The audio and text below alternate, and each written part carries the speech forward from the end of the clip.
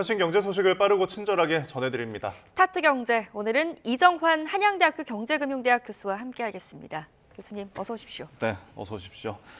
오늘 새벽에 나온 미국의 금리 인하 소식부터 짚어보겠습니다. 9월과 11월에 이어서 이번에도 역시 인하를 단행했네요.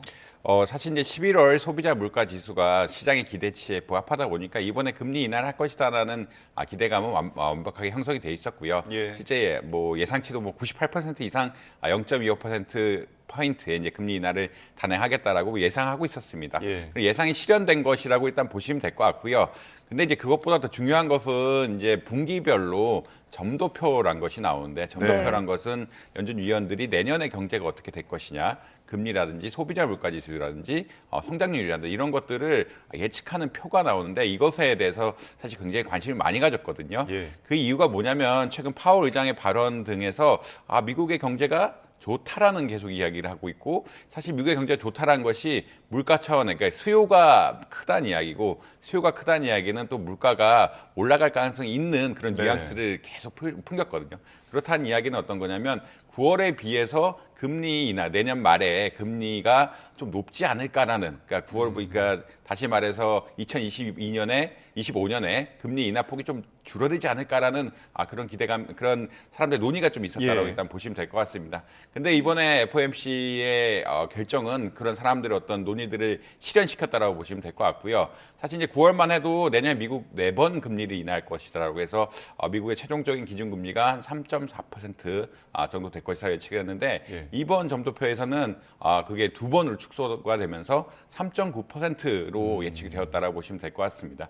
가장 큰 이유는 경기가 좋기 때문에 물가 지수가 안 떨어질 것이다라는 그런 기대감이 형성이 되었고, 네. 그 PC라는 소비 지출 지수 같은 경우에 기존에 비해서 한 0.4% 포인트 높게 잡으면서 내년에 물가 상승이 그렇게 축소될 것 같지 않다. 그러니까 물가가 하방 압력보다는 상방 압력이 조금 더 있는 것 같다라는 그런 의견이 나오면서 금리 인하에 대한 속도가 좀 줄어들게 될 예. 것이다라는 예측이 많이 형성되었다라고 보시면 될 것 같습니다. 네. 경제 성장률이나 사실은 실업률 역시 이런 약간의 미국의 경기의 긍정적인 상황을 반영해서 한 0.1%포인트 올리고, 이제 실업률 같은 경우는 0.1%포인트 낮춰 잡으면서 한 4.2%대 이렇게 잡았거든요. 네. 그렇다는 이야기는 어떤 거냐면 지금 소비가 생각보다 위축이 안 되고 있고 인플레이션 압력이 상당하기 때문에 그게 계속 파월 의장의 지속적인 발언이었는데, 이것에 따라서 내년에 좀 기준금리 인하 속도를 조금 축소시키겠다. 라는 그런 발언이 나왔고, 예. 이게 시장에서 논의되던 내용이었다라고 아마 이해하시면 될 것 같습니다. 네. 이 미국의 연준의 금리 인하 결정이 우리나라 시장에는 구체적으로 어떤 영향을 끼치게 될까요? 사실 이제 지금의 금리 인하 자체는 예상됐던 거기 때문에 큰 이슈는 없을 거라고 생각하시면 될 것 같고요. 아까 말씀드린 것처럼 점도표가 이슈가 많이 될 것이라고 보시면 네. 될 것 같습니다. 아무래도 이제 미국의 기준금리가 덜 떨어지게 된다라 그러면 미국의 어떤 강달러 기조가 강해질 수밖에 없거든요. 예. 그러니까 미국의 기준금리가 높다는 것은 미국 달러 자산에 대한 수요가 높다라는 이야기고, 달러 자산에 대한 수요가 높다는 이야기는 다른 나라 자산의 어떤 다른 나라 통화의 수요가 좀 줄어들게 된다라는 그런 이야기가 되기 때문에 외환 시장의 상방 압력이 좀 세지게 된다. 그러니까 우리나라의 경우에는 환율이 올라갈 가능성이 높아지게 된다라고 아마 이해하시면 될 것 같습니다. 이게 어떤 이슈가 있냐면 결국 한국은행에서도 수준은 조절 안 한다고, 그 외환의 어떤 환율의 수준은 조절 안 하고 있지만 뭐 변동성에는 대응하겠다라고 이야기하고 있긴 한데, 네. 아무래도 이제 그런 외환 환율 같은 게 갑작스럽게 올라가게 되면은 물가 지수에 부정적인 영향을 미칠 네. 수밖에 없거든요. 아무래도 모든 결제란 것이 달러로 이루어지게 되고, 달러로 이루어지게 된다는 것은 해외에서 물건을 살 때 달러를 주고 사야 되는데 원화를 많이 내야 이제 그런 같은 물건을 살 수 있다라는 그런 논리로 갈 수가 있어서 물가 상승이 좀 우려가 되는 이런 상황들이고, 그 말은 또 역으로 이야기해서 우리나라 기준금리 정책에 좀 부정적인 영향, 기준금리를 좀 빨리 내리고 싶어 하는데 물가 상승 압력 같은 것들이 조금 세지게 된다. 또 외환 시장의 변동성이 커지게 된다라고 하면은 기준금리를 빨리 못 내리는 이런 예. 상황들이 발생할 수가 있어서 썩 좋은 뉴스는 아닌 것 같다. 뭐 개인적으로는 그렇게 평가를 하고 있습니다. 네, 알겠습니다. 한은에도 고심이 좀 깊어질 것 같은데, 일단 미국 얘기 더 하자면은 지금 금리 인하 속도 조절, 그러니까 앞으로 뭐 빠르게 내리지 않겠다라는 이제 기조가 형성이 되면서 앞으로 들어올 이제 트럼프의 2기 행정부에서는 또 이 금리 인하에 대한 좀 기대감이 있거든요. 이 부분들이 좀 상충하지 않을까요? 사실 이제 트럼프 행정부의 정책은 이제 경제를 좀 키우자, 이제 금리를 빨리 낮춰서 투자 같은 것들을 유도하고, 특히나 약달러를 만든다는 어떤 거냐면 외국 상품의 그러니까 경쟁력을 좀 낮추고 미국 상품의 경쟁력을 좀 높이면서 그러니까 결국은 환율이란 것이 그러니까 물건을 팔 때 다른 나라에 팔 때 가격을 결정하는 거기 때문에 네. 약달러 기조를 만들자라고 이야기하는 것인데 약달러 기조를 만들려고 할 때는 금리 인하가 또 필수적입니다. 왜냐하면 금리가 낮아져야 아까 말씀드린 반대의 메커니즘, 달러에 대한 수요가 좀 줄고 달러에 대한 수요가 좀 줄면서 다른 나라 환율이 강해지게 되고 예. 이런 외환 다른 나라에 대한 통화 수요가 늘어나게 되는 이런 현상들이 나타나야 되는데 사실 이게 좀 기조가 안 맞는 측면이 있다. 그러니까 트럼프가 원하는 것은 늘 그러니까 일기 행정부에서도 약달러 기조였는데 예. 지금은 금리가 이렇게 안 떨어진다는 얘기는 강달러 기조로 갈 수 있다라는 그런 영향이기 때문에 아무래도 이제 트럼프 행정부가 뭐 계속 좀 마찰을 빚을 수밖에 없다라고 이야기하고 있고요. 트럼프 행정부는 또 이런 금리 결정에 대해서 또 직설적으로 얘기할 가능성도 또 많기 때문에 예. 그러니까 이제 사실 원래 중앙은행은 독립적이어야 해서 네. 미국 뭐 행정부에서도 뭐 금리 결정에 대해서 그렇게까지 관여를 하지 않는데 트럼프는 조금 불확실성이 정치적 불확실성이 네. 있는 사람이고 여기에 대해서 또 직접적으로 얘기할 가능성이 있어서 이런 갈등 같은 것들이 좀 강해지지 않을까 이런 우려가 있는 것이 사실이다라고 보시면 될 것 같습니다. 네. 미 연준 발표 이후에 그 뉴욕 증시 흐름은 좀 어땠습니까? 사실 이제 시장에서는 그러니까 9월에 어떤 4번의 인하를 기준으로 계속 삼고 있었고, 아무 파월 의장이 그렇게 얘기한다고 해도 실제로 그렇게 금리 인하 폭을 좀 줄일 것이냐 이런 것에 대해서 좀 의구심이 있었는데 이런 것도 실제 실현되다 보니까 네. 원래는 오늘 좀 강보합세, 약간 다우존스 지수가 한 9일 연속 내리면서 이제 네. 조금 주가가 너무 따라왔다는 의견들이 나오고 이런 것에 따라서 약간의 강보합세로 시작을 했는데 네. 이제 파월 의장이 발언이 시작되자마자 지금 주가가 이렇게 수직으로 낙하하는 모습이 보이고 네. 계속 하락하는 모습이 보이죠. 그러니까 처음에 비해서 뭐 발언할 때에 비해서 마지막까지 계속 많이 빠지는 모습을 보이면서 거의 다 3% 내외. 그러니까 나스닥 같은 경우에는 3.4%, 3.5%가량 굉장히 많이 빠지는 예. 이런 상황이 되었다. 이것의 가장 큰 요인은 금리 인하 속도가 예상보다 좀 느리게 될 것이다라는 이런 시장의 부정적인 의견이 형성되었기 때문에 그렇다라고 보시면 될 것 같습니다. 네, 또 막 떨어지다 보니까 지수에서 또 돈들이 많이 빠진 것으로 보이는데 우리나라 경제 상황도 짚어보겠습니다. 지금 비상계엄의 여파가 계속되고 있는 것 같아요. 내수도 별로고 지금 연말 특수를 누리기에는 좀 어려운 감이 있는 거죠.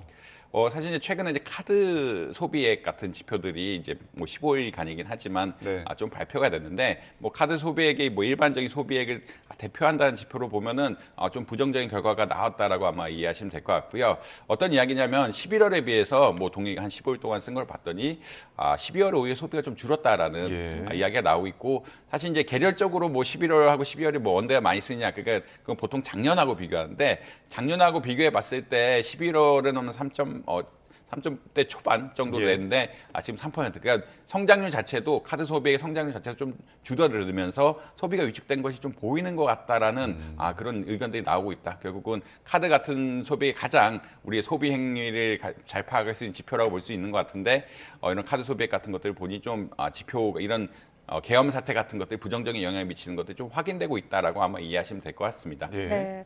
이 때문일까요? 한은에서는 올해 경제 성장률 전망치를 0.1%포인트 낮췄더라고요.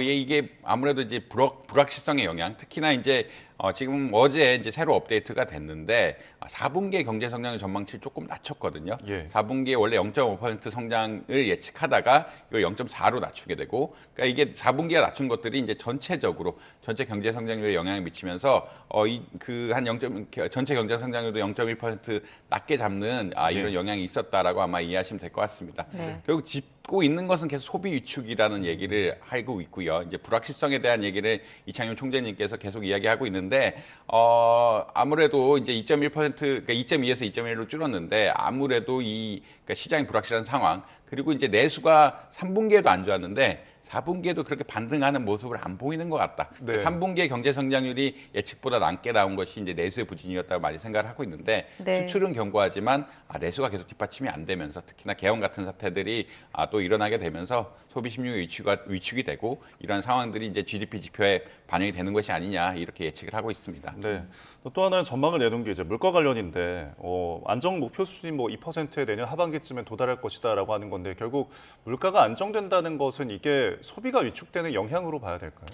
지금 뭐 좀 수요가 위축되는 영향이 없지 않을 거라고 생각을 하고 있고요. 예. 실질적으로 이제 9월, 10월, 뭐 11월 소비자 물가지수 보면 1%대를 네. 보이고 있거든요. 뭐 지난 거 가장 최근 거 보면 한 1.5%가 나오면서 뭐 사실 우리가 목표로 하는 2%보다 낮게 나오고 있다라고 아마 이해하시면 될 것 같은데 네. 이것은 어떤 거냐면 결국은 좀 수요가 위축돼 아까 소비가 위축이 된다라고 이야기했는데 소비자 물가지수는 이제 소비자들 수요를 직접적으로 반영할 수밖에 없는 지표이기 때문에 예. 3분기부터 소비가 위축된다는 그 계속 이야기들이 계속 나오고 있기 때문에 이런 상황들이 계속 되고 있다라고 아마 이해하시면 될 것 같고 그래서 이제 금리 정책 같은 것들이 결합되면은 한국은행에서 예측하기로는 내년에는 2%대로 안정화되지 않을까라는 그런 예측을 하고 있는 것이다. 아무래도 한국은행 역시 금리를 인하할 것이라 생각을 하고 있고 네. 금리를 인하하게 되면 또 인플레이션에 대한 상방 압력 같은 것들 올라갈 확률들이 조금 올라가기 때문에 이런 것이 적절하게 맞는다 그러면 내년에는 한 2%대로 안정적으로 유지할 수 있지 않을까 뭐 이렇게 예측을 하고 있는 것 같습니다. 네. 그런데 이 소비자 물가가 뭐 0%대 저물가 현상도 보일 거라는 예측이 있는데 이게 물가가 낮으면 뭐 좋을 거라고 생각을 하는데 이게 좋은 현상은 아닌 거죠?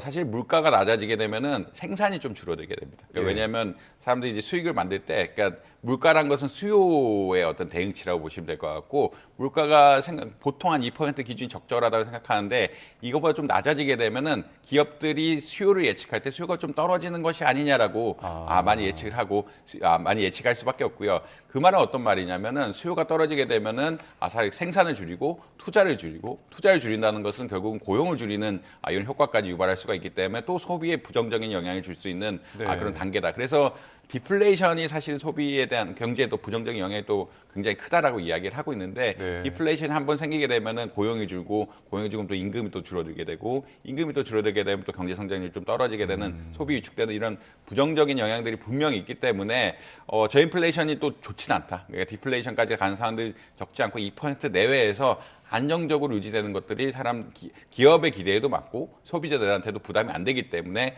정부에서 하는 타겟으로 하는 목표다라고 아마 이해하시면 될 것 같습니다. 알겠습니다. 네, 물가 전망까지 짚어봤고요. 자, 고물가 시대입니다. 고물가 시대라고 하면 다 같이 이제 어려운 상황이지만 특히 이 경기 한파가 취약계층에게 더 혹독하게 느껴질 것 같아요. 근데 이게 좀 수치화된 통계 자료가 좀 발표된 게 있나 봐요?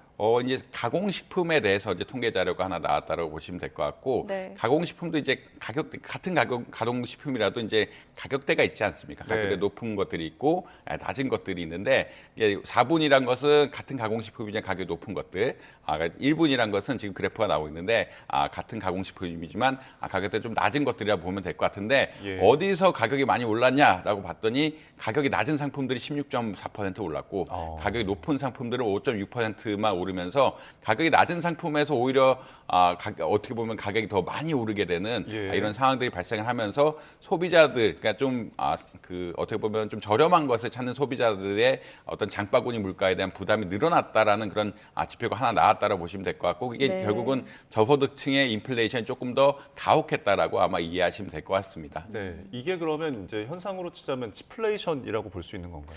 약간 치플레이션이라고 보시면 될 것 같고요. 이제 경제적으로는 사실 이게 당연한데 왜냐하면 가격이 낮은 물건, 그러니까 물건 가격이란 것은 원가의 마진이라고 이야기하죠. 수익률 마진이라고 붙은데 가격이 낮은 상품들은 마진을 좀 줄이는 대신에 많이 팔자라는 예. 그런 이야기로 보시면 될 것 같고요. 다시 말해서 이런 마진이 작기 때문에 원가가 오르게 되면은 바로 또 가격이 반영될 수밖에 없는 이런 상황들이 될 수밖에 없다. 반대로 이제 물건 가격이 좀 높은 상품들은 워낙 그 마진 같은 것들이 그러니까 기업이 가져가는 부분들이 좀 높았기 때문에 예. 가격이 좀 오르더라도 마진폭을 축소시키면서 가격을 좀 적절하게 유지시키는 이런 전략을 쓸 수가 있는데 이제 가격이 낮은 상품 애시당초 그런 전략을 쓰기 어렵다. 그래서 이제 원가가 오르면 가격이 낮은 상품이 오르는 그러니까 싼 것들이 빨리 오르게 되는 현상들은 당연하다고 보시면 될 것 같고 특히나 이제 경기 위축까지 더해지면서 이런 가격이 낮은 상품에 대한 수요가 좀 늘어났거든요. 예. 그 말은 어떤 이야기냐면 또 수요까지 늘었기 때문에 이런 가격이 낮은 상품을 파는 분들이 또 가격을 쉽게 올릴 수 있는 환경들이 조성이 되면서 이러한 뭐 좀 가격 낮은 상품들이 가격이 많이 올라가는 취플레이션 상황들이 발생했다라고 아마 이해하시면 될 것 같습니다. 네. 예. 이 취약계층에게 더 혹독한 고물가 시대에 좀 필요한 정책은 어떤 게 있다고 생각을 하십니까? 사실 이제 관세 인하 같은 것들이 이제 단기적으로는 필요하다라고 관세 지금 인하요? 왜냐하면 예. 이 특정 그러니까 저렴한 상품들에 대한 관세 인하를 적극적으로 하면서 혹은 이런 세금에 대한 어떤 보조 같은 것들 주면서 이것들의 가격을 빨리 안정시켜야 된다라고 한번 보시면 될 것 같고요. 네. 사실 인플레이션의 영향이 이렇게 저소득층으로 간다는 거는 이분들의 또 생활도도 굉장히 굉장히 어려워진다라는 이야기이기 네. 때문에 서민층에 대한 또 지원을 계속 강화할 수밖에 없다. 그리고 소상공인 역시 이런 것들 또 피해를 많이 볼 수밖에 없거든요. 아무래도 소상공인들이 가격이 좀 저렴한 제품들을 많이 파는데 이분들의 매출 역시 좀 준다라고 할 수밖에 없어서 이런 것들에 대해서 전방위적으로 이제 특히나 이제 취약계층이라든지 소상공인 그리고 가격이 싼 물건들 관세라든지 소상공인 지원책들이 복합적으로 아마 나와야 되는 상황인 것 같다라고는 이야기 드릴 수 있을 것 같습니다. 네, 계층과 소비에 대한 이야기를 저희가 해봤는데 이번에 좀 소득에 대한 이야기를 해볼게요. 통계청에서 그 소득 이동 통계를 발표를 했는데 이게 어떤 흐름을 나타내고 있는지 좀 궁금하거든요. 이게 소득 이동 통계는 올해 처음 나온 통계라고 예. 보시면 될 것 같고요.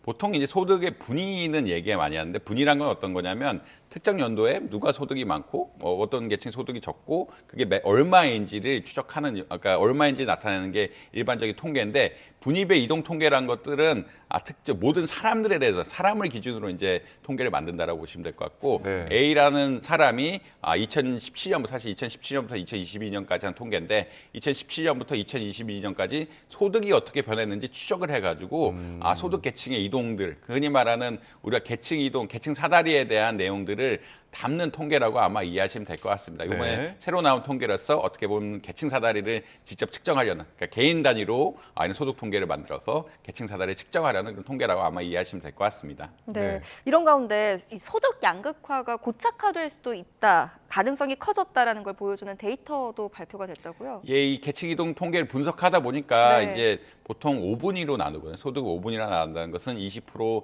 40%, 60%, 80%, 100%가 이렇게 다섯 네. 단계로 나누는데 5분위에 있는 사람, 그러니까 소득이 굉장히 많은 사람들은 잘 안 바뀐다라는 그런 이야기들이 고착화돼 고착화되었다라는 이야기가 나오고 있거든요. 그러니까 한 2017년부터 2022년까지 봐도 한 70%는 고착화된 상태인 것 같다. 네. 그러니까 그렇게 크게 바뀌지 않는다라고 보고 있는 것 같고, 다만 이제 1분위 같은 경우에는 조금 그 다음에 이제 좀 고착화가 좀 심한 그룹이라고 좀 보고 있는 것 같은데 네. 이게 사실 1분이라는 게 떨어질 수가 없어서 그런 거라고 이야기할 수도 있지만 아무래도 올라가는 폭 같은 것들이 조금 그러니까 특히나 코로나19 이후에 좀 줄어드는 양상들까지 보이면서 이게 좀 고착화가 심해지는 것이 아니냐라는 그런 이야기를 할 수 있을 것 같습니다. 그래서 사실 1분위에서 2분위 이동까지는 좀 적절하게 되는 것 같은데 네. 5분위 그러니까 그 사실은 2분위, 3분위, 4분위에서 5분위까지 적절하게 빨리 올라갈 수 있는 이런 구조들이 네. 나와야 되는데 1분위, 2분위 정도는 좀 왔다 갔다 하지만 5분위에서 좀 고착화가 심해지면서 우리가 소득을 확 올리면서 어떻게 보면 개인이 성장을 하고 개인이 소득을 늘리는